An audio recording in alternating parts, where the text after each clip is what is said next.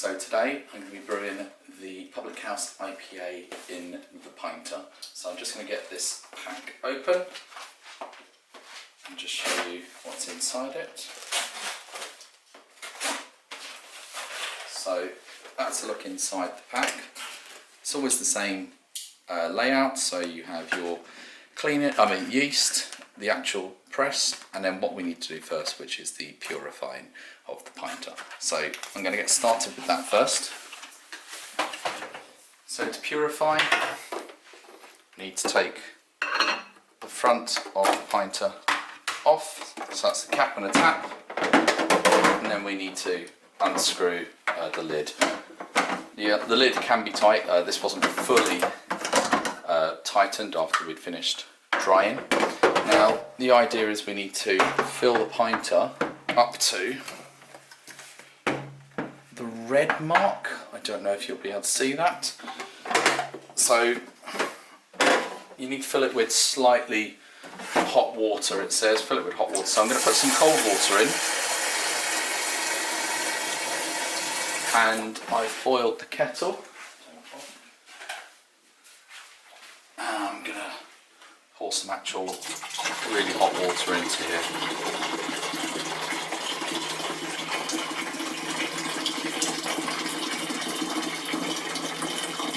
Just keeping an eye on that line to make sure we're within it. So I'm going to fill up with cold water to the rest of the way.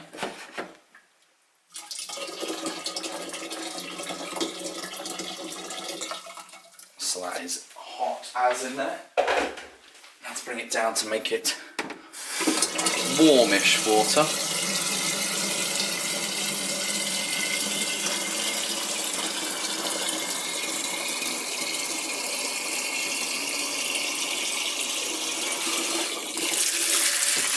Whoops. Bit of water on the side there, that's fine. So next step is to put in the purifier. So I'm just going to take the cap off, and then it's got a foil lid to show that it is fresh and clean. So you pour the whole of this powder in. You get that all in. And we're now going to put the lid back on the pinter. So we've got to get this on nice and tight, because we're going to be moving this about. So I'm going to just turn it towards me and make sure that that lid is fully in. There we go. I've got that nice and tight. I'm going to lift this up, and I'm going to select and make sure that it's uncarbonated. It already is, but just make sure it's uncarbonated. And the next step is to shake it about a bit to get that solution everywhere. So I'm just shaking it.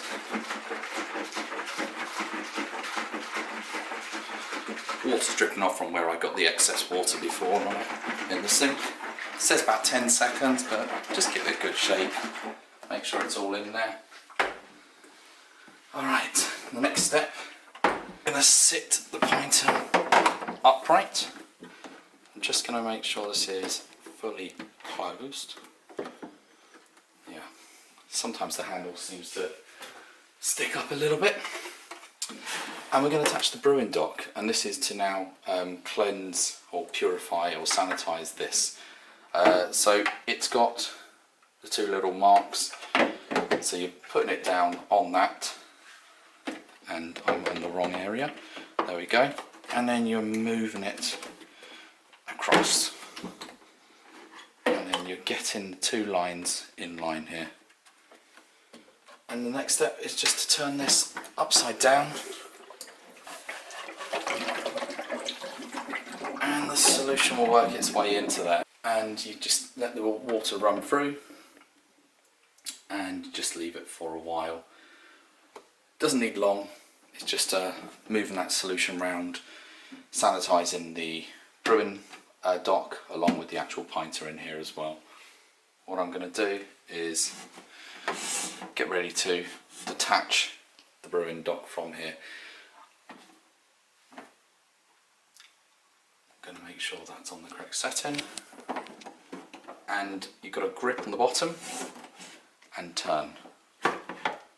And then when you lift up, put your hand down and lift it up from the brewing dock area. So now we've got our brewing dock, and we're just going to pour that solution out. Okay, leave that to drain a little over here. Alright, the next step, put the tap on and pour some of the water out. So this is why the idea of condition. So we're pouring some of that purifier through. I'm going to set it to off so that we can then run this tap through.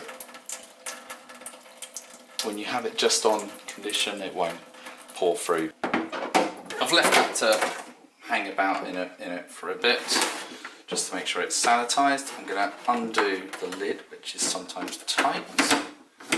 Just needs a little push. Whoops, my brewing thing has come off as well. That's not good. Put that back, and then we're going to pour all of this solution out.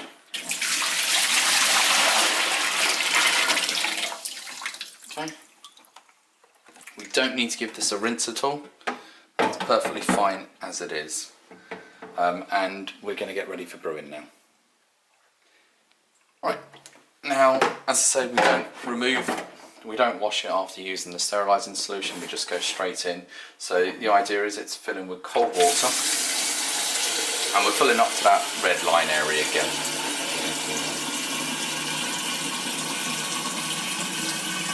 So just keep filling this, and I'm going to fill it myself just to the bottom of the red line. Well, that's the aim. I'm just going to turn this slightly so we can look at the red as it comes up.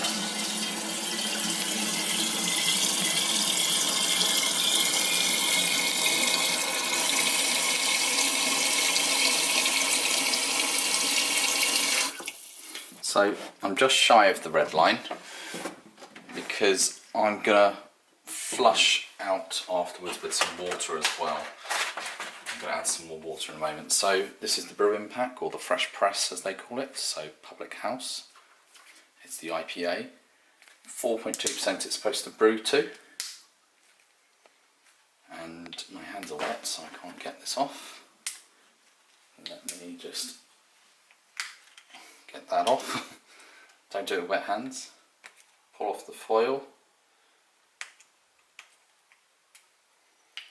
And this is going to be a sticky liquid, so you can smell, wow, you can smell the hops and everything from it. So I'm just going to lift that up, and the idea is to get all of this out into the pinter. This is your malt extract and hop extract in here. This is going to be all of the beer flavour.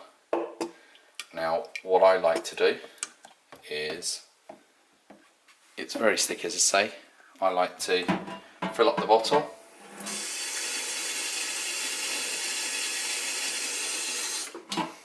put the lid back on,